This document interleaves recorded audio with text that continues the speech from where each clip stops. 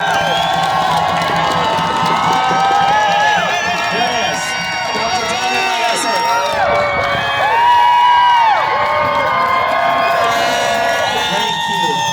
Thank you very much. It is so good to see all of you here today. Thank you very much for coming. Thank you. So, for those of you who don't know, I'm Dr. Daniel. I was working in Rimbey, Alberta. I'm a locum doctor. That means I visit small towns all across Alberta, and I give relief to the local doctors in small towns, some of who don't get a break all year. So I help them out.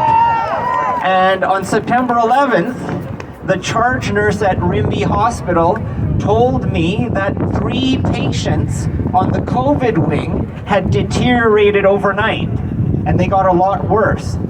So I went and saw those patients. And as an emergency doctor, I used to work in the big bad suburbs of Vancouver. So I've been there, done that, seen overdoses, stabbings, shootings, you name it, I've seen it. And when I saw these 3 patients, I realized I have about 4 to 6 hours before these patients end up in the ICU. So the first thing I did was I tried to get some Ivermectin from Red Deer Hospital, because the small hospital in Rimbey didn't have Ivermectin. Guess what? Red Deer Hospital refused to send Ivermectin to Rimbey. So then I gave these patients hydroxychloroquine, vitamin D, vitamin C, and zinc. I also gave them azithromycin and inhalers to help them breathe. Yes! And then I asked the charge nurse to see if she could find some Ivermectin. So she called around to the local town pharmacies of Rimbey. And guess what? One of the pharmacists did find me some Ivermectin. So about 6 hours after I gave them hydroxychloroquine, I gave my patients Ivermectin. Less than 2 hours later, I got a call from the Red Deer medical director, Dr. Jennifer Bestard, and she said I was forbidden from giving the patients any more Ivermectin. I told her, what if I just give the patients Ivermectin and they can take it themselves? And she forbid the patients from even taking their own Ivermectin. But that wasn't good enough. The next day, she had me removed from my medical duties. And the next doctor who came to replace me, she took away my patients' vitamins. She took away their azithromycin. She even took away their inhalers.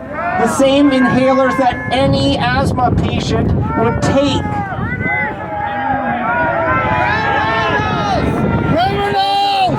But I have some good news.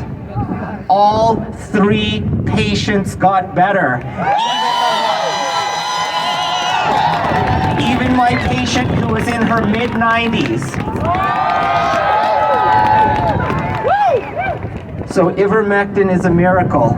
And the only type of person that would prevent people from taking a medication that's a miracle is a criminal. All of them. When you no longer have the right to your own body, you become a slave.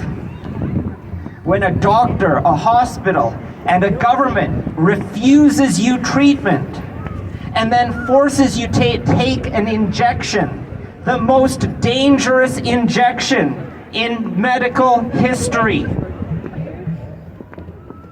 The government, the hospital administrators, the doctor turns you into a slave. Yes, it is murder. It's absolute criminality. So what's the opposite of slavery? That's right. The opposite of slavery is freedom. Obeying a slave master. Obeying the College of Physicians and Surgeons, who are pushing people, pushing children to take this dangerous injection. That is complicity. And you cannot defeat slavery with complicity.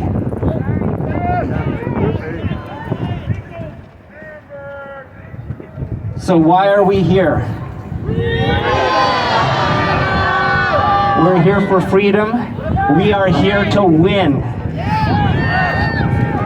So how do we convince the people who aren't here?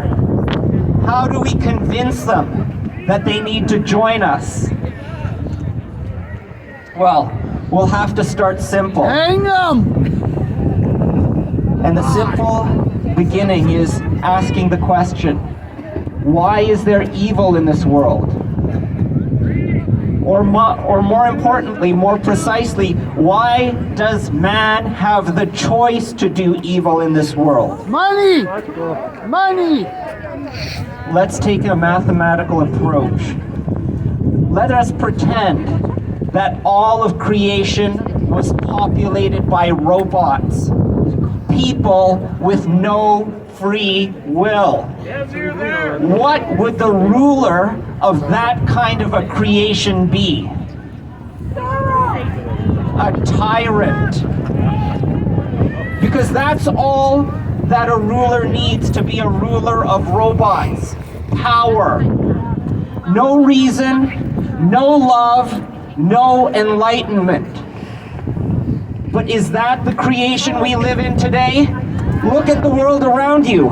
Were we created as robots? Because all of creation, the creator of everything you see around you is love, truth, and enlightenment. And because of that, every single one of us has freedom, has free will.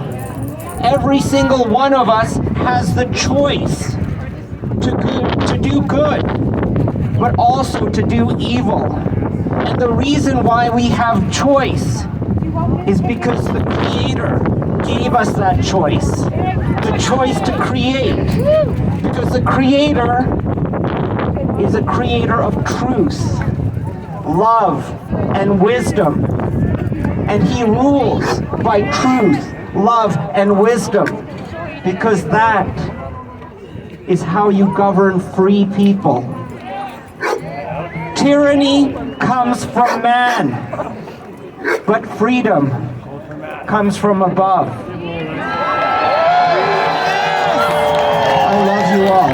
Thank you for coming.